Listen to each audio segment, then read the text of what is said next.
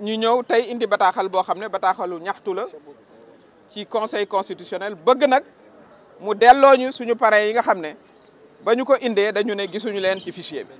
loolu kenn mësu koo gis. sëñ Mouhamed Ben Diop ana nga mu ngi nii candidat la andi ay liste parrain la mu njëkk a def mooy parrainé boppam ni ma ko defee ak ni ko keneen defee ba mu ñëwee ñu ne ko gisuñu la ci fichier bi yow mënoo parrainer sa bopp te pourtant mu ngi carte électeur am carte d'identité am élection législative yi weesu wate na mësta changé bureau de vote te yaakaar naa ne it mosoo changé sa tur nii sa sant ñu ne ko gisuñu la ci fichier bi. dégg ngeen ko sànq maa ngi fii ak honorable député Cheikh Abdou Bara Dolly Mbacké sëñ bi yow ñaata. 15 900 Assom Diatta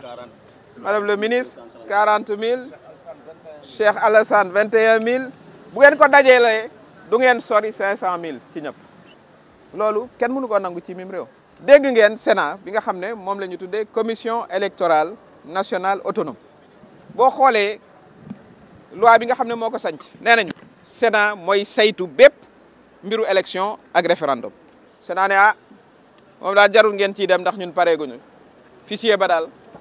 pareegut waaw kon fichier bu pareegut moom lañ jàpp ne moom la conseil constitutionnel di defee contrôle ban fichier la nañu ko wax ban at la.